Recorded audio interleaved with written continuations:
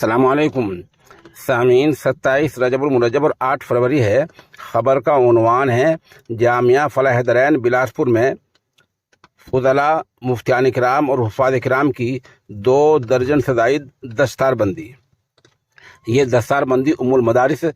دارالعلوم دیوبند کے محتم حضرت مولانا مفتی ابوالقاسم نعمانی نے کی ہے، جیسے کہ آپ ویڈیو میں دیکھ رہے ہیں۔ حضرت والا دستار بندی فرما رہے ہیں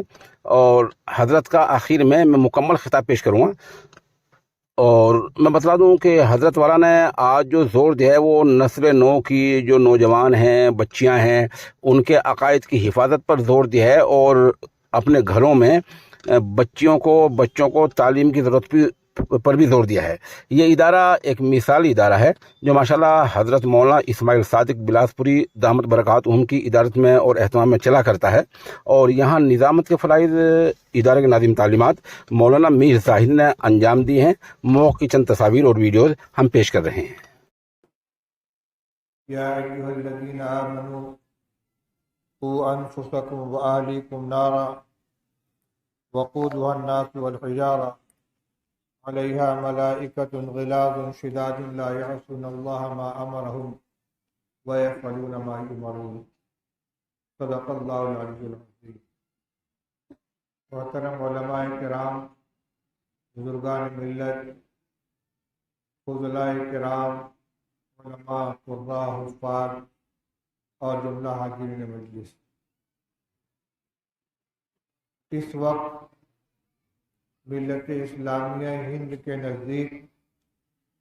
سب سے اہم مسئلہ اپنے ایمان اور عقیدے کی حفاظت کا ہے۔ دنیا عارضی چیز ہے، دنیا کی مصیبتیں آتی رہتی ہیں، پہلے بھی آئی ہیں اور آئندہ بھی آتی رہیں گی۔ اصل جو ہماری دولت ہے، جو دنیا میں بھی کام آنے والی ہے اور مرنے کے بعد بھی ہماری سب سے بڑی ضرورت ہے،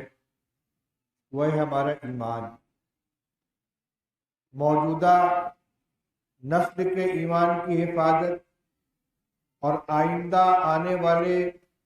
بچوں اور بچیوں کے ایمان کی حفاظت کا انتظام، یہ ہماری اس وقت کی سب سے بڑی ذمہ داری ہے۔ یہ مدارس، یہ مکاتب اسی مقصد کے لیے قائم کیے جاتے ہیں کہ اللہ جل شانہ نے ہمیں پیدا فرمایا ہے اور آخرت کی تیاری کرنے کے لیے دنیا کی مختصر سی زندگی عطا فرمائی ہے، تو ہم خود سیکھیں اور دوسروں کو سکھائیں کہ ہمیں یہ زندگی کس طرح گزارنی ہے کہ جب ہم اپنے مالک کے حضور میں حاضر ہوں تو وہاں شرمندگی اور رسوائی کا سامنا نہ کرنا پڑے۔ عمل علم کی فرع ہے، اس لیے کسی بھی صحیح عمل کے لیے صحیح علم کا ہونا ضروری ہے۔ دنیا کی چیزوں میں بھی ہم دیکھتے ہیں جتنے فنون ہیں، جتنے پیشے ہیں، جتنی صنعتیں ہیں، کسی بھی کام کو کرنے کے لیے پہلے اس کو سیکھنا پڑتا ہے۔ ڈاکٹری ہو، انجینئری ہو، نجاری ہو، بڑھئی کا کام ہو، تعمیر کا کام ہو، حتیٰ کہ سائیکل اور گاڑی کا چلانا ہو، عمل سے پہلے اس کو سیکھنا پڑتا ہے۔ جب دنیا کی چیزوں میں یہ ضابطہ ہے اور ہر ایک اس کو محسوس کرتا ہے، تو دین پر عمل کرنے کے لیے دین کا سیکھنا کیوں نہ ضروری ہوگا۔ جہاں ماحول موافق ہو وہاں کوئی زیادہ دشواری نہیں ہوتی، لیکن جب ماحول مخالف ہو جائے تو ایسے وقت میں ایمان کی حفاظت اور آئندہ نسلوں کے ایمان کے تحفظ کا انتظام کرنا یہ بڑے چیلنج کی چیز ہو جاتی ہے۔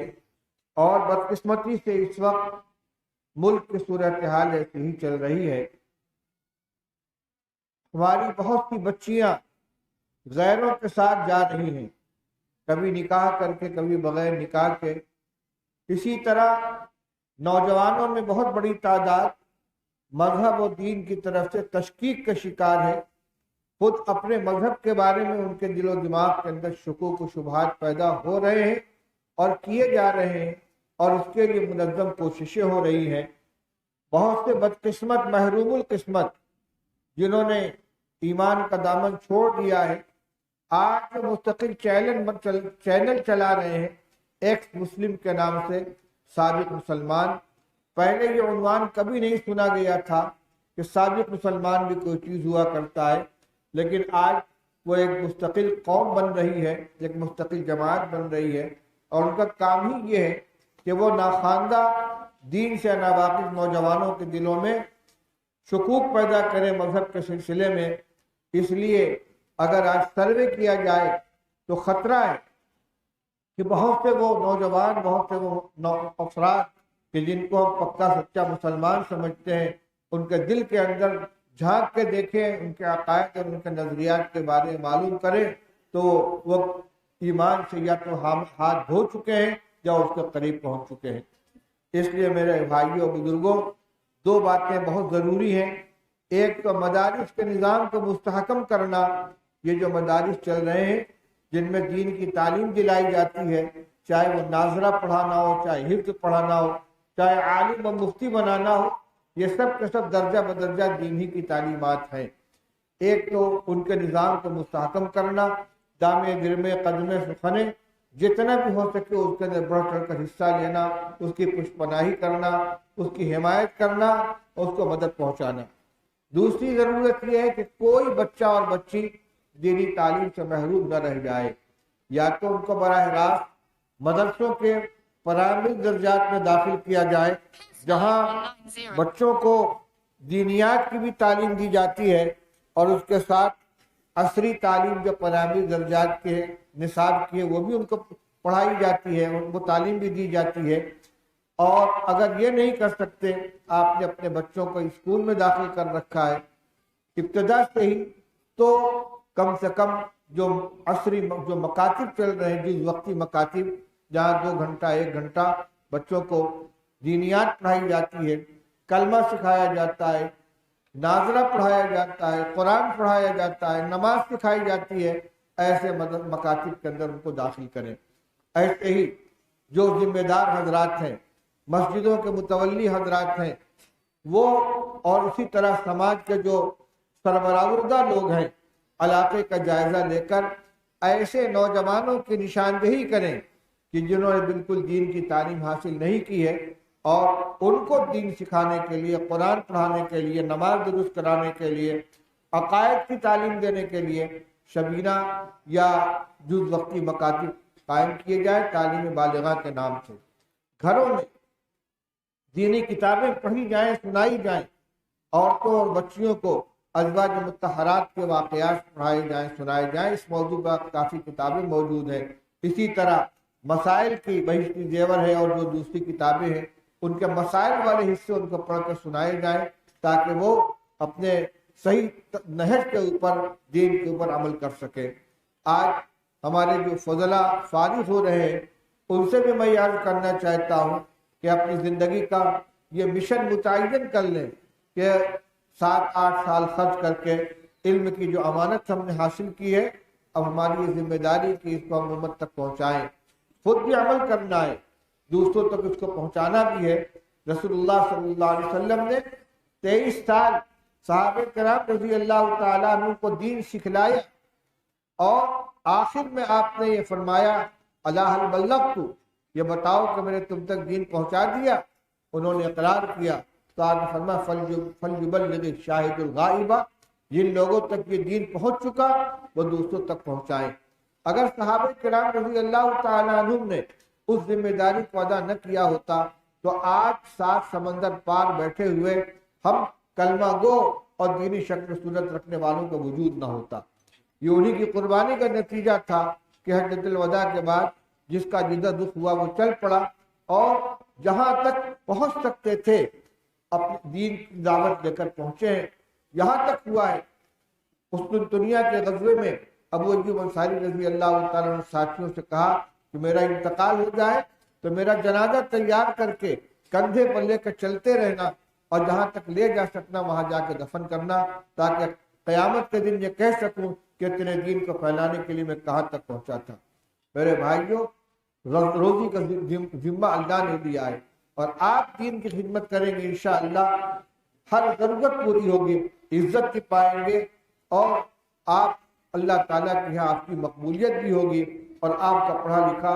آپ کے بھی کام آئے گا، آپ کی اولاد کے بھی کام آئے گا، آپ کے گھر والوں کے بھی کام آئے گا، اور یہ صدقہ جاریہ بنے گا، کیونکہ مرنے کے بعد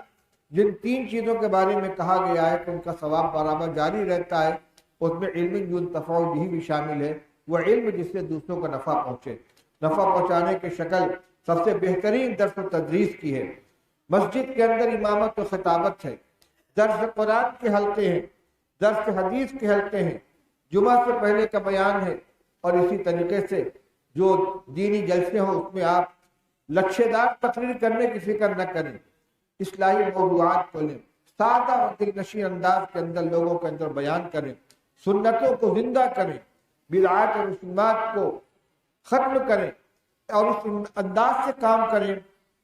کہ لوگ آپ کو اپنا دشمن اور مخالف نہیں بلکہ اپنا ہمدرد سمجھیں۔ ہمیشہ اپنے اساتذہ سے، اپنے بڑوں سے ربط ضبط قائم رکھیں، جہاں بھی رہیں تعلق رکھیں، یہ بتلائیں کہ آپ کیا خدمت کر رہے ہیں، کس مقام پر آپ موجود ہیں، آپ کا مشغلہ کیا ہے، اور پیش آنے والے معاملات کے اندر اپنے بڑوں سے دعائیں بھی حاصل کریں، ان سے مشورے بھی حاصل کریں۔ بس انہی مختصر گزارشات کے ساتھ میں اپنی بات ختم کرتا ہوں۔ لمبی گفتگو کرنے کی عادت بھی نہیں ہے، نہ ضرورت ہے، جو کام کی بات تھی وہ میں نے آپ کے سامنے عرض کر دی۔ بستی والوں کی بھی یہ ذمہ داری ہے کہ اپنے اطراف کے اندر دیکھیں، اور جو بھی دینی خدمات ہو رہی ہیں خاص طور سے مدرسے اور مسجد کی، اس میں استطاعت کے بر زیادہ سے زیادہ حصہ لیں تاکہ اپنی ذمہ داری سے عہدہ برا ہو سکے۔ اللہ تعالیٰ ہم سب کو اس کی توفیق نصیب فرمائے۔ وآخر دعوانا الحمدللہ رب العالمین۔ دعا فرما لیں، اللہم صلی علی سیدنا و نبینا و مولانا محمد وآلہ وصحبہ وبارک وسلم۔ اللہم وفقنا لما تحب و ترضى من القول والفعل والعمل والنیت والہدی۔ اے اللہ ہم سب کا جمع ہونے کو قبول فرما، اے اللہ ہم سب کو اپنی ذمہ داریوں کا احساس عطا فرما، ہمارے ایمان کی، ہمارے عقائد کی حفاظت فرما، ہمیں سچا پکا مسلمان بنا دے۔ اے اللہ جن بچوں کی یہاں دستار بندی ہوئی ہے، اے اللہ ان کو علم نافع عطا فرما، ان کو دین کی خدمت کرنے کی توفیق عطا فرما، قرآن پاک کو ان کے سینوں میں محفوظ فرما، اس علم سے مخلوق کو نفع پہنچانے کی توفیق عطا فرما، اس قرآن پاک کے نور سے ان کے گھر والوں کو اے اللہ منور فرما، قرآن تعلیمات پر عمل کرنے کی توفیق عطا فرما، اس مدرسے کی اور تمام مدارس دینیہ کی حفاظت فرما، دین دنیا رات چوگنی ترقی عطا فرما۔ جن لوگوں نے اس کے تعاون میں بڑھ چڑھ کر حصہ لیا ہے یا معمولی حصہ لیا ہے، سب کو قبول فرما اور اس کو ان کے لیے ذخیرہ آخرت بنا۔ ہمارے نسلوں کے ایمان کی حفاظت فرما، ہر طرح کے شر و فتنے سے حفاظت فرما۔ ربنا آتنا فی الدنیا حسنۃ وفی الآخرۃ حسنۃ وقنا عذاب النار۔ وصلی اللہ علی النبی الکریم برحمتک یا ارحم الراحمین۔